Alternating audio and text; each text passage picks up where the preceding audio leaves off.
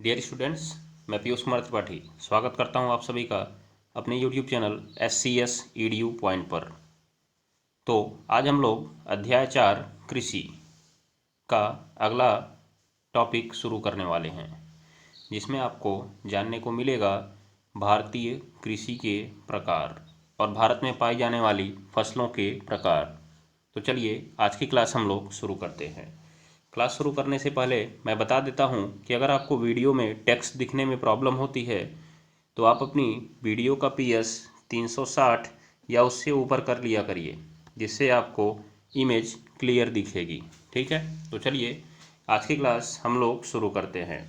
जैसा कि आप लोग को ज्ञात ही होगा, कल हमने कृषि की परिभाषा और कृषि का GDP में योगदान तथा भारतीय कृषि के पिछड़ेपन का कारण और कृषि में उत्पादकता बढ़ाने के विभिन्न उपाय का अध्ययन कर लिया था। मैं आशा करता हूं कि आप लोगों ने वो वीडियो अच्छे से देख ली होगी। तो चलिए आज की क्लास हम लोग शुरू करते हैं। तो चलिए आज का हमारा पहला टॉपिक है कृषि के प्रकार, टाइप ऑफ एग्रीकल्चर। तो सबसे पहले हम लोग देखेंगे, आपसे सवाल यहाँ से पूछा जा सकता है पेपर में। आप इस प्रश्न को अपनी कॉपी में नोट डाउन करिएगा और इस आंसर को मेरी बातों को सुनकर अपने मन से लिखने का प्रयास करिएगा। आप इस वीडियो में लिखे गए टेक्स्ट को देखकर उतारने का प्रयास मत किया करिए। जो मैं बोलता हूँ, जो मैं समझाता हूँ, आप उसको ध्यान से सुनिए और फिर उसको लिखने का प्रयास करिए। तो आज का आपका सवाल रहने वाला है कि कृषि कितने प्रकार की होती है, उनका वर्णन कीजिए। ठीक है, तो ये आपका पहला सवाल आपसे पूछा जा सकता है। तो कृषि को सामान्यतया दो प्रकार में बांटा जाता है, एक जीवन निर्वाह कृषि और दूसरा वाणिज्यिक कृषि। याद रखिएगा, जीवन निर्वाह कृषि और वाणिज्यिक कृषि। ठीक है ना। तो सबसे पहले आप इसी बात को लिखेंगे कि कृषि को दो भाग में बांटा गया है, जीवन निर्वाह कृषि और वाणिज्यिक कृषि या व्यापारिक कृषि भी आप इसको बोल सकते हैं। ठीक है ना। तो चलिए हम लोग शुरू करते हैं। तो जीवन निर्वाह कृषि क्या है, सबसे पहले आप लोग इसी के बारे में जान लीजिए कि जीवन निर्वाह कृषि क्या है। तो जीवन निर्वाह कृषि जैसा कि नाम से स्पष्ट होगा, जीवन माने जीवन ही हो गया, निर्वाह मतलब संचालन करना। तो जो कृषि जीवन के संचालन के लिए की जाती है उसे हम क्या कहते हैं, जीवन निर्वाह कृषि कहते हैं। ठीक है ना। अर्थात जिससे हमारा केवल जीवन चल जाए, बस वही कृषि अगर हम करें तो हम उसे कहते हैं जीवन निर्वाह कृषि। जैसा कि हमारे यहाँ अधिकतर किसान भाई लोग करते हैं। हम लोग देखिए गेहूँ पैदा करते हैं, अपने खाते हैं और कुछ थोड़ा मात्रा में बेच देते हैं, जिससे हमारा खर्चा चल पाता है। बस यही हमारी कृषि होती है। लेकिन अगर हम इसी कृषि को बड़े पैमाने पर करें और उसकी बड़ी मात्रा को बाजार में बेचें तो इसी बात को हम बोलते हैं वाणिज्यिक कृषि। याद रखिएगा आप लोग, मतलब अगर कृषि से अच्छी आय प्राप्त करने के लिए कृषि की जाए तो उसे हम बोलते हैं वाणिज्यिक कृषि। लिख लीजिएगा अपनी कॉपी में, आप लोग क्या लिखेंगे, यदि कृषि अच्छी आय प्राप्त करने के लिए की जाए तो उसे वाणिज्यिक कृषि कहते हैं। तो चलिए हम लोग इनको थोड़ा ध्यान से देख लेते हैं। देखिए सबसे पहला आपको हेडिंग दिख रहा होगा आपके सामने, प्रारंभिक जीविका निर्वाह कृषि। ध्यान दीजिएगा, कहने का मतलब ये है, अभी मैंने आपको कहा जीवन निर्वाह कृषि, तो ये जीवन निर्वाह कृषि का ही एक प्रकार है। देखिएगा, जीवन निर्वाह कृषि में दो प्रकार आएगा, एक प्रारंभिक जीविका निर्वाह कृषि आएगा और एक गहन जीविका निर्वाह कृषि आएगा। याद रखिएगा। तो पहले आप प्रारंभिक जीविका निर्वाह कृषि समझ लीजिए क्या कहा जा रहा है। तो प्रारंभिक जीविका निर्वाह कृषि जो है, छोटे किसानों के द्वारा अपने परिवार और मजदूरों की सहायता के लिए छोटी भूमि के टुकड़े पर की जाती है। याद रखिएगा, मतलब एक प्रकार से समझिए कि जो प्रारंभिक जीविका निर्वाह कृषि है, छोटे किसानों के द्वारा अपने परिवार के भरण पोषण के लिए छोटी भूमि के टुकड़े पर की जाती है। मतलब इसमें भूमि के टुकड़े बहुत बड़े नहीं होते हैं। और दूसरी चीज़ इसमें क्या होता है, इसमें कृषि के पुराने उपकरणों का प्रयोग किया जाता है। जैसे अभी भी कहीं कहीं आपने देखा होगा लकड़ी के हल जो कि बैल से चलाए जाते हैं, लकड़ी के हल जो कि बैल से चलाए जाते हैं, और खुदाई करने वाली छड़ी आदि का प्रयोग कृषि में किया जाता है। तो यह है प्रारंभिक जीविका निर्वाह कृषि। अगर आप लिखेंगे तो इसमें क्या लिखेंगे कि ऐसी कृषि जो छोटे किसानों के द्वारा अपने परिवार के भरण पोषण के लिए छोटी भूमि के टुकड़े पर की जाती है, जीवन निर्वाह कृषि अर्थात प्रारंभिक जीवन निर्वाह कृषि कहलाती है। ठीक है ना, ये बात को आप ध्यान में रखिएगा। तो चलिए अब हम लोग आगे बढ़ते हैं। यहाँ पे आप लोग ध्यान दीजिएगा, इसमें आपको दिख क्या रहा होगा कि एक मिनट, यहाँ पे आप देखिए जो प्रारंभिक जीवन निर्वाह कृषि है उसका एक और नाम क्या है, आप इसको थोड़ा सा ध्यान दे लीजिएगा, जिसके बारे में हम लोग पिछले अध्याय में ही चर्चा कर चुके हैं। कर्तन दहन प्रणाली, जिसे झूम खेती भी कहा जाता है पूर्वोत्तर भारत में। आपको मैंने बताया था झूम खेती के बारे में, याद होगा तो, नहीं याद होगा तो आप लोग फिर से एक बार ध्यान दे लीजिए। इसमें लिखा हुआ है कर्तन दहन प्रणाली, काटिए जलाइए प्रणाली। ठीक है ना, अर्थात क्या होता है कि कृषि करने के लिए वनों को काट दिया जाता है और उनको जला दिया जाता है, फिर वहाँ की जो भूमि उस राख से उपजाऊ बनती है वहाँ पर खेती की जाती है। उसके बाद जब वो खेत फिर से बंजर होने लगते हैं तो उस स्थान को छोड़ दिया जाता है और अगले स्थान पर जंगल को काटा जाता है, फिर वहाँ पर जलाया जाता है, उसके पश्चात वहाँ पे खेती की जाती है। तो इसी को कहा जाता है कर्तन दहन प्रणाली। यही है प्रारंभिक जीविका निर्वाह कृषि। मतलब आप भूमि को ध्यान मत दीजिए, केवल आप भूमि से उत्पादन लीजिए। जिस दिन भूमि में उत्पादन करना बंद कर दिया आप उस भूमि को छोड़ दीजिए और दूसरी जगह विस्थापित हो जाइए। तो यही है जीविका निर्वाह कृषि, प्रारंभिक जीविका निर्वाह कृषि। तो यहाँ पे देखिए जो हमारी प्रारंभिक जीविका निर्वाह कृषि है अर्थात कर्तन दहन प्रणाली जो है, इसको विभिन्न देशों में भिन्न भिन्न नामों से जाना जाता है। जैसे मैक्सिको और मध्य अमेरिका में इसे मिल्पा नाम से जानते हैं। किस नाम से जानते हैं? मिल्पा नाम से जानते हैं। और वियतनाम में इसे रे नाम से जानते हैं, जबकि ब्राज़ील में इसे रोका नाम से जानते हैं। तो आपको ये चीज़ें बहुत ज़्यादा जानने की ज़रूरत नहीं है, एक दो इसमें से जितना मैंने बोला अभी आप लिख लीजिएगा कॉपी में, बहुत ज़्यादा इंपॉर्टेंट नहीं है। बस कर्तन दहन प्रणाली इसका नाम याद रखिए, कर्तन दहन प्रणाली। उसके बाद देखिए इस कर्तन दहन प्रणाली का जो नाम है भारत में भी भिन्न भिन्न स्थानों पर भिन्न भिन्न होता है। जैसा कि मैंने आपको झूम खेती बोला था ना, तो झूम खेती पूर्वोत्तर भारत में कही जाती है। अर्थात ये जो हमारा ये वाला हिस्सा आता है ना किनारे की साइड वाला, ये जो पतला हिस्सा होता है यहाँ पे जो 7 राज्य हैं, याद रखिएगा 7 सिस्टर्स इन्हें कहा जाता है। ठीक है ना, तो यहाँ पे जो राज्य आते हैं यहाँ पर जो कर्तन दहन प्रणाली की खेती की जाती है उसे झूम खेती कहते हैं। क्या कहते हैं? झूम खेती। तो यहीं पर ज़्यादा मात्रा में होती है, इसीलिए कर्तन दहन प्रणाली का नाम ही झूम खेती डाल दिया गया था। बाकी अन्य राज्यों में देखिए अन्य नाम से जाना जाता है। जैसे आप मध्य प्रदेश में याद रख सकते हैं बेबर या दहिया, क्योंकि यहाँ पर भी जनजातियों की मात्रा ज़्यादा पाई जाती है। झारखंड में कुरुआ आप याद रख सकते हैं, और हिमालय क्षेत्र में खिल याद रख सकते हैं। बस इतना आप ध्यान में रख लीजिए, हिमालय में खिल, झारखंड में कुरुआ, मध्य प्रदेश में दहिया, और पूर्वोत्तर भारत में झूम। ये किसके नाम है? प्रारंभिक जीविका निर्वाह कृषि के नाम है, अर्थात कर्तन दहन प्रणाली कृषि के नाम है। तो चलिए दूसरा देखते हैं। जीविका निर्वाह कृषि का एक दूसरा प्रकार भी है जिसे हम कहते हैं गहन जीविका कृषि। तो अगर आपसे पूछा जाए कि गहन जीविका कृषि क्या है, तो गहन जीविका कृषि जब जनसंख्या दबाव जमीन पर बढ़ने लगता है तो उस खेत से अधिक उत्पादन प्राप्त करने की कोशिश की जाती है, जिसके लिए अधिक मात्रा में उर्वरकों, सिंचाई और श्रम साधनों का प्रयोग किया जाता है। इसी कृषि को हम गहन जीविका निर्वाह कृषि कहते हैं। तो परिभाषा आप कैसे लिखेंगे? अत्यधिक जनसंख्या दबाव वाली भूमि पर, अत्यधिक जनसंख्या दबाव वाली भूमि पर अत्यधिक मात्रा में उर्वरकों, सिंचाई तथा श्रम के उपयोग से कृषि करना ही क्या कहलाता है? गहन जीविका कृषि कहलाता है। तो आप इसको अपनी कॉपी में जरूर नोट डाउन करिएगा, बस इतना ही इसमें जानना है। तो क्या हुआ, जैसे आपके पास 1 बीघा खेत था, कितना था? 1 बीघा खेत आपके पास था। अब उस 1 बीघा खेत पे अकेले आप भोजन करते थे, मतलब जो भी चीज़ पैदा होता था वो केवल आप अकेले खाते थे। लेकिन इस साल आपके यहाँ 4 लोग आ गए हैं, तो खेत तो आपका बढ़ा नहीं, खेत तो आपका उतना ही रहा। मतलब उसी खेत से आपको ज़्यादा पैदावार चाहिए होगी 4 लोगों का खर्चा चलाने के लिए, तो आप उसमें कुछ न कुछ काम करके ज़्यादा उत्पादन करने की कोशिश करेंगे। इसे ही कहा जाएगा गहन जीविका कृषि। लेकिन एक बात समझिएगा, इसे जीविका क्यों कहा गया? क्योंकि आपने इस पर उत्पादन कब बढ़ाया? जब आपके यहाँ जनसंख्या बढ़ी। आपके यहाँ अगर जनसंख्या नहीं बढ़ी होती तभी आपने उसका उत्पादन बढ़ा दिया होता, तो आप कुछ मात्रा में इनको बेच भी सकते थे, जिससे ये वाणिज्यिक कृषि हो जाती, व्यापारिक कृषि हो जाती।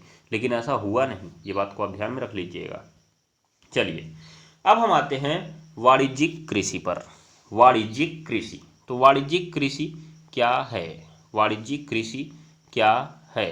तो देखिए आप, वाणिज्यिक कृषि का मतलब है, वही मैंने बोला कि कृषि से अच्छी आय प्राप्त करने के लिए अगर कृषि की जाती है तो उसे हम वाणिज्यिक कृषि कहते हैं। या अच्छी आय प्राप्त करने के लिए कृषि में आधुनिक कृषि उपकरणों तथा उन्नतशील बीजों का प्रयोग करना क्या कहलाता है? वाणिज्यिक कृषि कहलाता है, जिसे आप लोग हरित क्रांति भी कभी कभी बोलते हैं। ये बात को ध्यान में रखिएगा। तो उसकी परिभाषा अलग होती है, लेकिन यहाँ पे उसकी परिभाषा उसी से मिलती जुलती है। आप इसको हरित क्रांति मत समझ बैठिएगा, ये ध्यान में रखिए। तो वाणिज्यिक कृषि में सामान्यतया क्या किया जाता है? ऐसे बीजों का प्रयोग किया जाता है जो अधिक पैदावार देते हैं, जिन्हें HYB कहा जाता है। आपने हाइब्रिड बीज भी नाम सुना होगा, हाइब्रिड बीज। तो हाइब्रिड क्या होता है? हाई यील्ड वैरायटी, उच्च पैदावार, भिन्न, ये उच्च पैदावार देने वाले बीज, याद रखिएगा। उसके बाद इसमें रासायनिक उर्वरकों का प्रयोग किया जाता है, साथ में कीटनाशकों का भी प्रयोग किया जाता है। किस कृषि में? वाणिज्यिक कृषि में। क्यों? क्योंकि आप चाहते हैं कि मेरा उत्पादन ज़्यादा से ज़्यादा हो, उसमें रोग ना लगे, जिससे मेरी फसल अच्छे से बिक सके और अच्छे दाम में बिक सके। इसी को तो कहा जाता है वाणिज्यिक कृषि। ध्यान दीजिएगा इस बात को। तो आप वाणिज्यिक कृषि याद रखिएगा। फिर देखिए, रोपण कृषि क्या है? रोपण कृषि क्या है? तो रोपण कृषि के बारे में अगर हम बात करें तो यह वाणिज्यिक कृषि का ही एक प्रकार है। यह वाणिज्यिक कृषि का ही एक प्रकार है। इसको रोपण कृषि क्यों कहा गया? क्योंकि यह उद्योगों के लिए कच्चा माल उपलब्ध कराते हैं। तो जैसे मैंने कल आपसे कहा था ना, कच्चे माल पर आधारित कुछ उद्योग निम्न प्रकार हैं। तो उन उद्योगों को जो कच्चा माल कृषि का जो उत्पाद प्रयोग कराता है या देता है, उसी को हम रोपण कृषि कहते हैं, और उन्हीं को हम रोपण फसल भी कहते हैं। याद रखिएगा आप लोग। अर्थात ऐसी फसलें जो उद्योगों के लिए कच्चा माल उपलब्ध कराती हैं, रोपण फसलें कहलाती हैं। और इन फसलों की कृषि करना ही क्या कहलाता है? रोपण कृषि कहलाता है। लेकिन आप इसमें देखिएगा, ये भी वाणिज्यिक कृषि का ही एक प्रकार है। क्यों? क्योंकि आप इसको भी तो बेचने के लिए ही पैदा कर रहे हैं ना, याद रख लीजिएगा आप। इसीलिए ये रोपण कृषि हमारे लिए बहुत महत्वपूर्ण हो जाती है। तो देखिए, आप इसमें कुछ रोपण फसलों के नाम लिख लीजिए। तो कुछ रोपण फसलों के नाम हैं चाय, काफ़ी, चाय, काफ़ी, गन्ना। गन्ना ये चीनी उद्योग के लिए कच्चा माल का काम करता है, याद रखिएगा। उसके बाद रबड़, ये रबर उद्योग के लिए कच्चा माल का काम करता है। ये चाय उद्योग के लिए करता है, ये काफ़ी उद्योग के लिए करता है। उसके बाद केला, उसके बाद केला। ये सब जो हैं रोपण कृषि के उदाहरण हैं। और रोपण कृषि की एक विशेषता है, रोपण कृषि की एक विशेषता है कि एक बड़े क्षेत्र में एक ही फसल का उत्पादन किया जाता है। याद रख लीजिएगा। जैसे कई हेक्टेयर खेत में केवल एक ही फसल का उत्पादन किया जाता है, इसमें कोई दूसरी फसल नहीं बोई जाती है। याद कर लीजिएगा। जैसे आप यहाँ पे देखेंगे कि असम और उत्तरी बंगाल में चाय रोपण फसल है, जबकि दक्षिण भारत जैसे कर्नाटक में काफ़ी वहाँ की रोपण फसल है। कौन सी रोपण फसल है जी? काफ़ी। ये बात को ध्यान में रख लीजिएगा। ऐसा आपने इंग्लिश में पढ़ रखा है, कुर्ग कर्नाटक में, और असम जो हमने 7वें चैप्टर में पढ़ा हुआ था, ग्लिम्स ऑफ इंडिया में। ये बात को ध्यान में रख लीजिएगा। चलिए, तो इस प्रकार से हमारा समाप्त होता है कृषि के प्रकार। तो आपने देखा कि कृषि के दो प्रकार होते हैं, एक जीवन निर्वाह कृषि और एक वाणिज्यिक कृषि। तो जीवन निर्वाह कृषि दो प्रकार की थी, एक प्रारंभिक जीवन निर्वाह कृषि थी, एक गहन जीविका निर्वाह कृषि थी। प्रारंभिक जीवन निर्वाह कृषि में क्या किया गया? कर्तन और दहन प्रणाली का उपयोग किया गया। जबकि गहन जीविका कृषि में क्या किया गया? उर्वरकों और रासायनिक पदार्थों का उपयोग किया गया अधिक उत्पादन के लिए। ये बात को ध्यान में रखिएगा। वाणिज्यिक कृषि भी कुछ उसी प्रकार से मिलती जुलती थी, लेकिन इसमें कृषि का जो उपयोग था वो अधिक आय प्राप्त करने के लिए किया गया था, और उच्च पैदावार वाले बीजों का प्रयोग किया गया, कीटनाशकों का प्रयोग किया गया। ठीक है, ये बात को आप ध्यान में रखिएगा। तो मैंने जितना बोला आप इसको लिखने का प्रयास करिएगा और देखिएगा आप क्या लिख पाते हैं। अब हम अगली हेडिंग शुरू करते हैं, सस्य प्रतिरूप। सस्य प्रतिरूप, क्रॉपिंग पैटर्न। क्रॉपिंग पैटर्न तो क्या है क्रॉपिंग पैटर्न? वातावरण में अंतर के आधार पर उगाई जाने वाली फसलों का अध्ययन करना सस्य प्रतिरूप कहलाता है। वातावरण में अंतर के आधार पर उगाई जाने वाली फसलों का अध्ययन करना क्या कहलाता है? सस्य प्रतिरूप कहलाता है। और इस आधार पर भारत में 3 फसल ऋतुएं पाई जाती हैं। इस आधार पर भारत में 3 फसल ऋतुएं पाई जाती हैं, जिन्हें क्रमशः रबी, खरीफ और जायद कहा जाता है। ये आपके लिए एक इम्पॉर्टेंट हेडिंग होगी, आप इस बात को गांठ बांध कर रख लीजिए। इम्पॉर्टेंट हेडिंग है ये। इसमें आपको जानने को क्या क्या मिलेगा, आप चाहिए तो इसको एक सारणी के माध्यम से भी लिख सकते हैं। 3 कॉलम बनाइए, इसमें लिखिए रबी, इसमें लिखिए खरीफ, इसमें लिखिए जायद। तो अभी मैं आपको बोलता हूँ कि रबी फसल में आपको क्या क्या लिखना है। सबसे पहली चीज़ तो क्या हुआ, रबी फसल क्या है? तो यह फसल शीत ऋतु में बोई जाती है और ग्रीष्म ऋतु में काट ली जाती है। तो शीत ऋतु में कब से कब के बीच बोई जाती है? अक्टूबर से दिसंबर के बीच, ये बात को ध्यान में रखिएगा। कभी कभी नवंबर से दिसंबर भी देता है, ये बात को ध्यान में रख लीजिएगा। तो उसमें कन्फ्यूज होने की ज़रूरत नहीं है, नॉर्मली अक्टूबर से दिसंबर आप बोलेंगे, अक्टूबर से दिसंबर। उसके बाद इसको काटा कब जाता है? अप्रैल से जून के बीच, कहीं कहीं पर अप्रैल मई दे देता है, लेकिन हम लोग अप्रैल से जून इनको लेकर चलते हैं, ठीक है, क्योंकि ये एनसीईआरटी में लिखा हुआ है, याद रखिएगा। मैं अभी आपको एक एनसीईआरटी का पेज दिखाता हूँ, एनसीईआरटी बुक पे जिसका लिखा हुआ है, यही बात एनसीईआरटी में लिखी हुई है, एक बार ध्यान से आप देख लीजिए।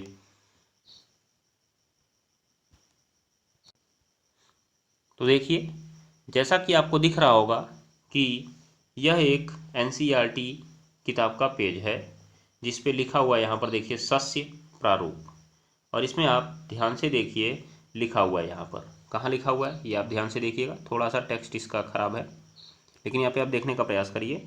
रबी फसलों को शीत ऋतु में अक्टूबर से दिसंबर के बीच बोया जाता है और ग्रीष्म ऋतु में अप्रैल से जून के बीच काट लिया जाता है, याद रखिएगा। गेहूं, जौ, चना, सरसों कुछ मुख्य रबी की फसलें हैं। अभी हम और रबी की फसलों के बारे में जानकारी लेते हैं, क्योंकि आपसे ज़रूर पूछा जाएगा कि ये कौन सी फसल है। याद रखिएगा, ध्यान रखिएगा इस बात को आप। तो देखिए यहाँ पे क्या क्या लिखा हुआ है। रबी की फसलों के लिए महत्वपूर्ण उत्पादक राज्य कौन कौन से हैं? पंजाब, हरियाणा, हिमाचल प्रदेश, जम्मू कश्मीर, उत्तराखंड और उत्तर प्रदेश। इसके नाम लिख लीजिएगा आप। रबी की फसलों के उत्पादक राज्य, रबी की फसलों के उत्पादक राज्य, ठीक है ना, ये बात को ध्यान में रखिएगा। उसके बाद यहाँ पे देखिए एक बात और लिखी हुई है, तो आप उसी अभी सारणी में लिखिएगा जो मैंने आपसे 3 खाने वाली सारणी बनाने को बोला है।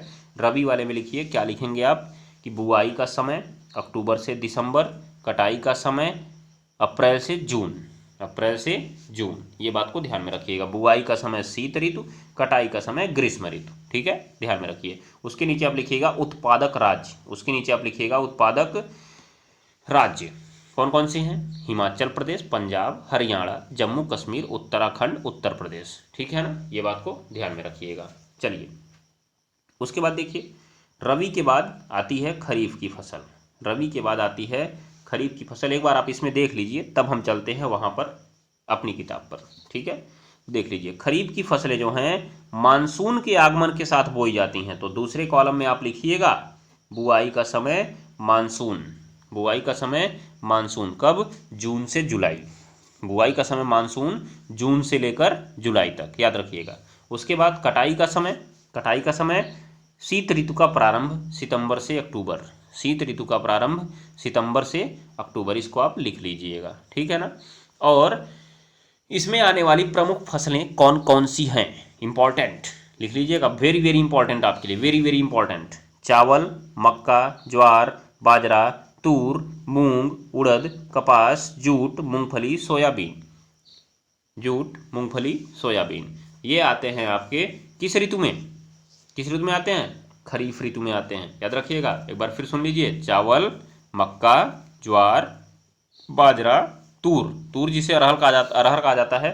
अब ने देखा भी होगा, दाल की बोरी पर लिखा होता है तूर दाल, तूर दाल का मतलब होता है अरहर दाल, ठीक है। उसके बाद मूंग, उड़द, कपास, जूट, मूंगफली और सोयाबीन, ठीक है ना, ये बात को आप जरूर ध्यान में रखिएगा। उसके बाद देखिए, इसके उत्पादक राज्यों को लिख लीजिए। उत्पादक राज्य कौन कौन से होंगे आपके लिए? असम, पश्चिम बंगाल, ओडिशा, आंध्र प्रदेश, तेलंगाना, तमिलनाडु, केरल, महाराष्ट्र, उसके बाद उत्तर प्रदेश और बिहार, याद रखिएगा, इनको लिख लीजिएगा। ठीक है, चलिए ऐसे ही देखिए आप लोग जायद की फसल। जायद की फसल ये बोई जाती है कब? खरीफ और रबी की फसल के बीच जो 3 महीने का 2 महीने का अंतराल बचता है, उसी के समय इनको बोया जाता है। तो इसमें कौन कौन आते हैं? तरबूज, खरबूज, खीरा, ककड़ी, सब्जी, चारा। तरबूज, खरबूज, खीरा, ककड़ी, सब्जी, चारा, याद रखिएगा। ठीक है ना, ध्यान में रखिएगा आप इस बात को। यहाँ देखिए गन्ने की फसल की बात हो रही है, तो गन्ने की फसल को तैयार होने में लगभग 1 वर्ष का समय लगता है। वही कहानी हम यहाँ पे बात करते हैं सरसों के फसल की भी। सरसों बोल रहे हैं, अरहर, जो अरहर है आपका, अरहर, अरहर बोई तो जाती है किस फसल में? खरीफ की फसल में, लेकिन काटी जाती है किसके साथ? रबी की फसल के साथ। कब काटी जाती है? गर्मी के मौसम में काटी जाती है, आपने देखा भी होगा आसपास, याद रखिएगा। इसमें बहुत सारी फसलों को हम जानते हैं किस समय बोई जाती हैं, इसीलिए हमको यहाँ पे बहुत ज़्यादा परेशानी तो होनी नहीं चाहिए। चलिए अब हम लोग अपनी जगह पे चलते हैं। तो देखिए जिस बात का हमने अध्ययन वहाँ पे किया था, वही सारी बातें यहाँ भी लिखी हुई हैं। ये मानसून के आगमन के समय जून से जुलाई, अर्थात मई से जुलाई यहाँ पे लिखा है, आप जून जुलाई भी लिख सकते हैं, कोई बात नहीं है, के साथ बोई जाती है। जबकि सितंबर अक्टूबर में शीत ऋतु के आगमन के समय काट ली जाती है। इसकी जो प्रमुख फसलें हैं मैंने आपको बता ही दिया पहले ही। फिर यहाँ पे देखिए जो खेती है इनके राज्यों को भी मैंने बता दिया है।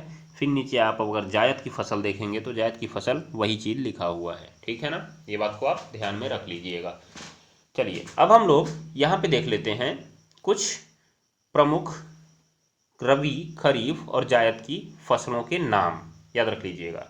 और फिर देख लेते हैं कि रबी और खरीफ की फसल में अंतर क्या होता है, आपसे पूछा जा सकता है। चलिए तो हम लोग देखना शुरू करते हैं।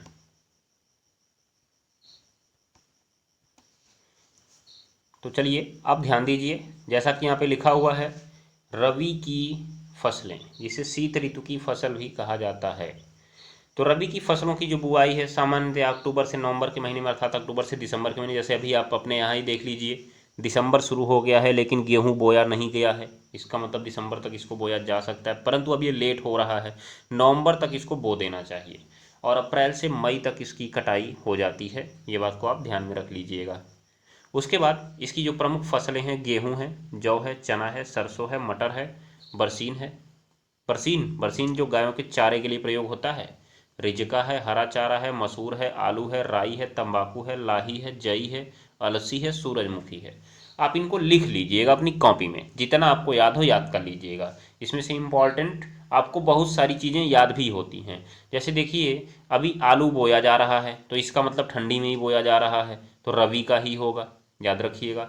उसके बाद गेहूं अभी बोया जा रहा है, जौ अभी बोया जा रहा है, देखिए चना अभी बोया जा रहा है, सरसों और मटर भी अभी बोया जा रहा है, बरसीन भी आपकी गायों के लिए अभी ही बोया जाता है, याद रख लीजिएगा आप लोग। तो इन चीज़ों को आप जानते हैं। जिनको आप नहीं जानते हैं, याद करने की ज़रूरत तो उनको ही है ना, क्योंकि वहीं से सवाल बनेंगे और फंसाएंगे आपको, याद रख लीजिएगा। जिनको आप जानते हैं वहाँ पर तो नहीं फंसेंगे आप ग्रामीण क्षेत्र में रहते हैं तो इन बातों को तो जानते ही होंगे। जितना मैंने फसल आपको बोला इनको तो आप जानते ही होंगे। शहरी बच्चे ना जाने अलग की बात है, लेकिन आपको जानना चाहिए और जानना होगा इस बात को। अगर आप नहीं जानते हैं तो आप अपने परिवार को धोखा दे रहे हैं, याद रख लीजिएगा, पढ़ाई नहीं कर रहे हैं आप।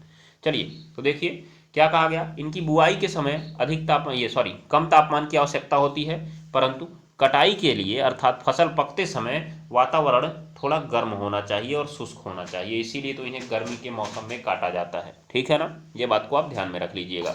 तो ये हो गया रबी की फसलों के बारे में। फिर देखिए आप लोग खरीफ की फसल।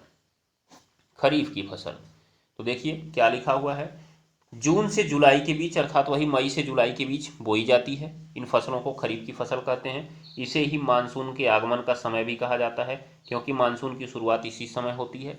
उसके बाद इनको शीत ऋतु के प्रारंभ अर्थात अक्टूबर से नवंबर के महीने में काट लिया जाता है। अक्टूबर से नवंबर के महीने में काट लिया जाता है। अब इसमें भी आपको बहुत सारी फसलों की जानकारी होगी।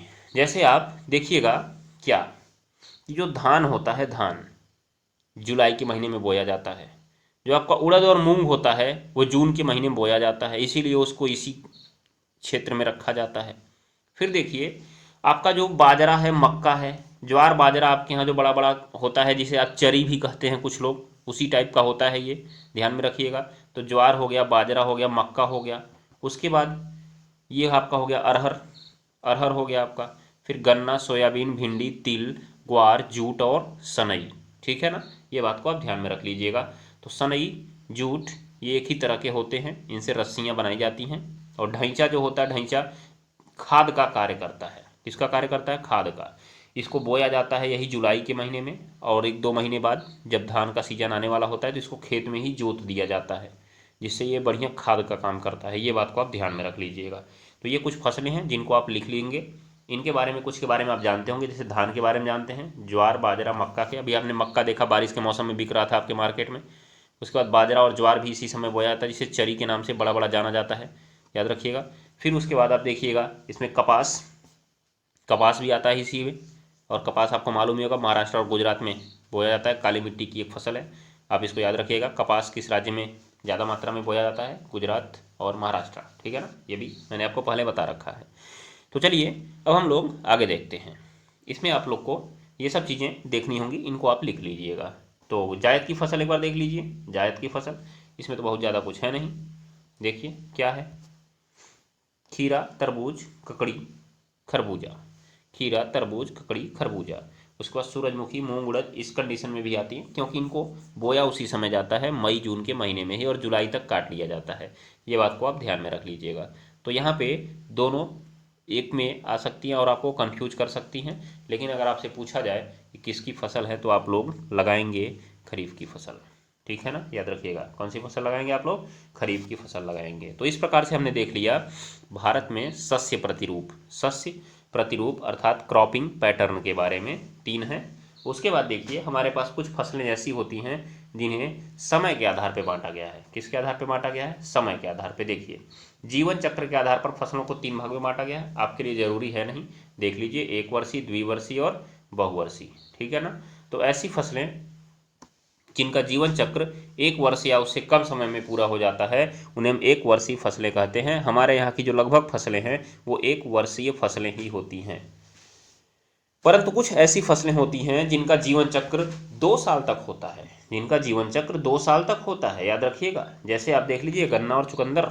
गन्ना 2 साल तक होता है, एक बार आप काट देते हैं फिर से एक बार निकलता है, याद रखिएगा। ठीक है ना। उसके बाद बहुवर्षीय फसलें, बहुवर्षीय फसलें जो 2 या 2 से अधिक वर्षों तक जीवित रह सकती हैं उन्हें बहुवर्षीय फसल कहा जाता है। ठीक है, तो इसके बारे में हमको बहुत ज़्यादा जानकारी नहीं लेनी थी। ठीक है, तो इस प्रकार से आपको देखने को मिल गया कि भारत में सस्य प्रतिरूप, भारत में सस्य प्रतिरूप और भारत में फसल ऋतु, ये बात को आप ध्यान में रखेंगे। अब हम लोग शुरू क्या करेंगे, हमारा अगला सवाल किस बात पर आएगा कि हमने इन फसलों को पढ़ा है तो आपने इनको देख तो लिया कि ये कब बोई जाती हैं, कब काटी जाती हैं, लेकिन इनकी जलवायु परिस्थिति क्या है। तो जलवायु परिस्थिति के बारे में भी तो कुछ आपको मालूम चल गया कि ठंडी के मौसम में बोई जा रही है तो इसका मतलब तापमान कम होना चाहिए, लेकिन पकने के समय थोड़ा तापमान ज़्यादा होना चाहिए। बारिश कैसी मात्रा में चाहिए उसको, पानी कैसी मात्रा में चाहिए, आपको ये जानना होगा। ध्यान दीजिएगा इस बात को, आपको ये सब चीज़ें जाननी होगी। उसके बाद आपको ये जानना होगा कि जब वो गर्मी में बोई जा रही है तो पकते समय उसको कितना तापमान चाहिए, वर्षा की कितनी ज़रूरत है, ये बात को आप ध्यान में रखिएगा। तो आज हम लोग इसे एक सारणी के माध्यम से समझते हैं और कल हम लोग इनका विस्तार पूर्वक अध्ययन प्रश्न उत्तर के माध्यम से करेंगे, जो आपके इम्पॉर्टेंट होगा परीक्षा के लिए। ये बात को आप ध्यान में रखिएगा। इसमें से कम 2 तो आपसे पूछी ही जाएंगी, 2 आपसे पूछी ही जाएंगी। जैसे कुछ इंपॉर्टेंट के बारे में मैं आपको बता दे रहा हूँ जिनका आपको अवश्य जानना चाहिए। चावल हो गया, फिर आपका गेहूं हो गया, फिर आपका चाय और कॉफ़ी हो गया, चाय और कॉफ़ी हो गया, याद रखिएगा, चाय और कॉफ़ी हो गया। और फिर आपका गन्ना हो गया, गन्ना हो गया, आपको गन्ने को जानना है, गन्ने के बारे में जानना है। और फिर आपको मोटे अनाजों के बारे में जानना है। किसके बारे में जानना है? मोटे अनाजों के बारे में जानना है, क्योंकि जो यूपीएमएसपी ने मॉडल पेपर जारी किया था पिछले साल उसमें मोटे अनाजों के बारे में सवाल पूछा गया था। ये बात को आप जरूर ध्यान में रख लेंगे। ठीक है, तो हम इनके बारे में विस्तार पूर्वक अध्ययन कल करेंगे, लेकिन एक सारणी और स्ट्रक्चर मैं आपके सामने दिखा देता हूं कि कैसे आपको इनका अध्ययन करना है। अगर आप उसको भी पढ़ लेते हैं तो आपको इनका विस्तार पूर्वक नहीं भी अध्ययन करेंगे तब भी आपको कुछ हद तक जानकारी मिल जाएगी। ठीक है, यहाँ से आपको बहुविकल्पी सवाल भी मिलेगा, यहाँ से आपको डिस्क्रिप्टिव सवाल भी मिलेगा, यहाँ से आपको दीर्घोत्तरी सवाल भी मिलेगा। ठीक है ना, तो चलिए हम लोग देखना प्रारंभ करते हैं। तो चलिए आप इस सारणी को देखना प्रारंभ करिए। तो दिखा हुआ है आपके सामने सबसे पहली फसल गेहूं। सबसे पहली फसल आपके सामने दिख रही है गेहूं। तो गेहूं को बोते समय तापमान कितना होना चाहिए? तो जैसा कि आपको मालूम ही है कि गेहूं जो बोया जा रहा है वो शीत ऋतु के प्रारंभ में बोया जा रहा है, अर्थात इस समय बोया जा रहा है, और इस समय आपका तापमान लगभग वही 10 से 20 डिग्री सेल्सियस के बीच में है। तो इसकी जो फसल का तापमान है वो 10 से 15 डिग्री सेल्सियस होना चाहिए। कब? जब इसे बोया जाएगा तब, याद रखिएगा। तो ऐसे कहेंगे आप कि गेहूं की फसल की बुआई का उपयुक्त तापमान 10 से 15 डिग्री सेल्सियस होता है, अतः गेहूं की फसल सामान्यतया शीत ऋतु के प्रारंभ में बोई जाती है और इसके लिए अधिक वर्षा की आवश्यकता नहीं होती है। 50 से 75 सेंटीमीटर की वर्षा इसके लिए काफ़ी है। 50 से 75 सेंटीमीटर की वर्षा इसके लिए काफ़ी है। तो गेहूं का उत्पादन उन क्षेत्रों में किया जाता है जहां शीत ऋतु में लगभग 50 से 75 सेंटीमीटर के आसपास वर्षा हो जाती है। इसीलिए देखिए हमारे यहाँ और उत्तर के राज्यों में गेहूं की खेती ज़्यादा होती है। क्यों? क्योंकि हमारे यहाँ सर्दियों में पश्चिमी विक्षोभ के कारण वर्षा होती है। किसके कारण वर्षा होती है जी? पश्चिमी विक्षोभ के कारण वर्षा होती है। 50 से 75 सेंटीमीटर इसको वर्षा की आवश्यकता होती है। ये बात को आप ध्यान में रख लीजिएगा। और गेहूं की बुआई जो है उसके लिए जलोढ़ मृदा सबसे उपयुक्त है। जलोढ़ मृदा सबसे उपयुक्त है। और इसके उत्पादक राज्यों के बारे में तो मैंने आपको पहले ही बता रखा है, उत्तर प्रदेश, पंजाब, हरियाणा, बिहार, मध्य प्रदेश, राजस्थान। ये बात को आप ध्यान में रख लीजिएगा। उत्तर प्रदेश, पंजाब और हरियाणा प्रमुख राज्य हैं इनके। फिर देखिए आप खरीफ की फसल, चावल के बारे में। चावल देखिए, चावल के जब बुआई का समय है तो तापमान 25 डिग्री सेल्सियस से ज़्यादा होना चाहिए। वर्षा 100 सेमी मतलब अधिक चाहिए, वर्षा ज़्यादा चाहिए इसको। इसीलिए तो इसको बरसात के समय में बोया जाता है, याद रखिएगा। इसे मानसून के समय में बोया जाता है, उस समय गर्मी भी ज़्यादा होती है। ये बात को ध्यान में रखिए, 25 डिग्री सेल्सियस से ऊपर तापमान होता ही है। और इसकी बुआई जलोढ़ मिट्टी में की जाती है। इसको आप सारणी ऐसे ही बना लीजिएगा। ये राज्य का कॉलम आप नहीं भी लिखेंगे तो भी कोई बात नहीं है, लेकिन ये इतने कॉलम की सारणी आप जरूर बना लीजिए। देखकर इसको एक बार वीडियो पॉज करिएगा और इसको लिख लीजिएगा। उसके बाद देखिए ये पश्चिम बंगाल, पंजाब, आंध्र प्रदेश, उत्तर प्रदेश, हरियाणा, उड़ीसा, तमिलनाडु, छत्तीसगढ़ और बिहार, इन राज्यों में इसकी खेती की जाती है चावल की। ठीक है। अगला देखिए आप, बाजरा आपके सामने आता है। बाजरा तो क्या है? बाजरा देखिएगा आप, यहाँ पे लिखा हुआ है इसकी बुआई के लिए 15 से 25 डिग्री सेल्सियस तक का तापमान चाहिए। कितना तापमान चाहिए जी? 15 से 25 डिग्री सेल्सियस तक का तापमान चाहिए। उसके बाद 50 से 70 सेंटीमीटर वर्षा चाहिए। 50 से 70 सेंटीमीटर वर्षा चाहिए। आप इस बात को ध्यान में रख लीजिएगा, ठीक है ना। इसीलिए इसको भी मानसून की आगमन के समय ही बोया जाता है, क्योंकि तापमान थोड़ा ज़्यादा चाहिए इसको। उसके बाद इसके लिए बलुई और काली मिट्टी उपयुक्त है। बलुई और काली मिट्टी उपयुक्त है। इसका उत्पादन उत्तर प्रदेश, राजस्थान, महाराष्ट्र, हरियाणा और गुजरात में होता है। तो आपको ये ज़्यादा ध्यान में रखने की ज़रूरत नहीं है। अगला आप देखिए, आपके सामने आता है कपास। कपास तो कपास की बुआई के लिए 21 से 25 डिग्री सेल्सियस तक का समय चाहिए। 21 से 25 डिग्री सेल्सियस तक का तापमान चाहिए। और उसके बाद 100 सेंटीमीटर वर्षा मतलब ज़्यादा वर्षा की आवश्यकता है। इसीलिए इसे भी बरसात के मौसम में ही बोया जाता है। बरसात के मौसम में ही बोया जाता है। और इसके लिए काली मिट्टी की ज़रूरत होती है। किसकी ज़रूरत होती है? काली मिट्टी की ज़रूरत होती है। तो आपने देखा यहाँ पे कितने राज्यों में बोई जाती है? मध्य प्रदेश, महाराष्ट्र, गुजरात, आंध्र प्रदेश, कर्नाटक, तमिलनाडु, पंजाब और हरियाणा। लेकिन ज़्यादा मात्रा में महाराष्ट्र और गुजरात में ही बोई जाती है, ठीक है ना। ये बात को आप ध्यान में रख लीजिएगा। फिर आप गन्ना भी देख लीजिए। गन्ना तो गन्ने की बुआई के लिए 21 से 27 डिग्री सेल्सियस तापमान चाहिए। गन्ने की बुआई के लिए 21 से 27 डिग्री सेल्सियस का तापमान चाहिए। इसके लिए जलोढ़ और काली मिट्टी चाहिए। 75 से 100 सेमी वर्षा होनी चाहिए। तो ये आपके उपयुक्त जलवायु परिस्थितियां हैं। तो अगर आप इसी को सेंटेंस के माध्यम से लिखें तो कम से कम 3-4 लाइन तो आप लिख ही सकते हैं। और इसका उत्पादन प्रमुख रूप से इन राज्यों में होता है। लास्ट में आप इनको जोड़ सकते हैं, उत्तर प्रदेश, महाराष्ट्र, कर्नाटक, तमिलनाडु और आंध्र प्रदेश, ठीक है ना। ये बात को आप ध्यान में रखिएगा। अगला देखिए, आपके सामने आता है जूट। क्या आता है? जूट। जूट के लिए 25 से 35 डिग्री सेल्सियस का तापमान चाहिए। इसीलिए देखिए इसको वर्षा के समय में 150 से 200 सेंटीमीटर वर्षा चाहिए। बहुत ज़्यादा वर्षा की ज़रूरत होती है, इसीलिए इसको बरसात के समय में बोया जाता है। जलोढ़ मिट्टी चाहिए इसके लिए। तो ये बाढ़ वाले क्षेत्रों में बोई जाती है, जैसे पश्चिम बंगाल, असम और उड़ीसा वाले क्षेत्रों में बोई जाती है। उसके बाद आप देखिए तंबाकू के बारे में। तंबाकू के बारे में लिखा हुआ है आपके सामने, बहुत ज़्यादा जानने की जरूरत नहीं है। आप यहाँ मक्का के बारे में जान लीजिए। 21 से 27 डिग्री सेल्सियस है, 50 से 100 सेमी है और जलोढ़ है। इसीलिए तो देखिए इसकी बुआई कब होती है, मानसून के समय में ही होती है। ठीक है ना, ये बात को आप ध्यान में रख लीजिएगा। फिर उसके बाद कुछ अन्य सारणी यहाँ पे जैसे आपके सामने दिख रहा होगा, मूंगफली के बारे में है। मूंगफली इंपॉर्टेंट चीज़ है। रेतीली मिट्टी चाहिए होती है, जितनी बलुई मिट्टी होगी मूंगफली उतनी ही बढ़िया होगी। ये बात को ध्यान में रखिएगा, क्योंकि ज़मीन के अंदर फैलती है और फैलती चली जाती है। अगर रेतीली मिट्टी है तो आराम से ये उसमें फैल सकती है। ठीक है, ये बात को ध्यान में रखिएगा। तापमान 21 डिग्री सेल्सियस, वर्षा 75 सेमी, मतलब ये पूर्णतः वर्षा पर ही एक निर्भर खेती है। इसको ज़्यादा पानी की ज़रूरत नहीं होती है, वर्षा के पानी से ही अपना पोषण कर लेती है ये। ठीक है, ये बात को ध्यान में रख लीजिएगा। उसके बाद देखिए जायद की फसलों के बारे में, तो इन सब का एक ही साथ बोया जाता है। कब बोया जाता है ये, बीच के महीने में। कब से कब तक, वही जो आपका अप्रैल से जुलाई तक का महीना खाली होता है, उसी के समय इनको बोया जाता है। और ये सब चीज़ें देखिए हमको गर्मी में ही खाने को मिलती हैं, इस समय ये सब चीज़ें हमें नहीं दिखती हैं। खीरा अभी वर्तमान में भी कहीं कहीं पर दिख रहा है, ये बात को ध्यान में रख लीजिएगा आप। चलिए, तो आज के लिए बस इतना ही। कल हम इनके बारे में और विस्तार पूर्वक अध्ययन करेंगे और कल ये हमारा अध्याय समाप्त हो जाएगा। ठीक है, तो कल हमारी ये क्लास समाप्त होगी।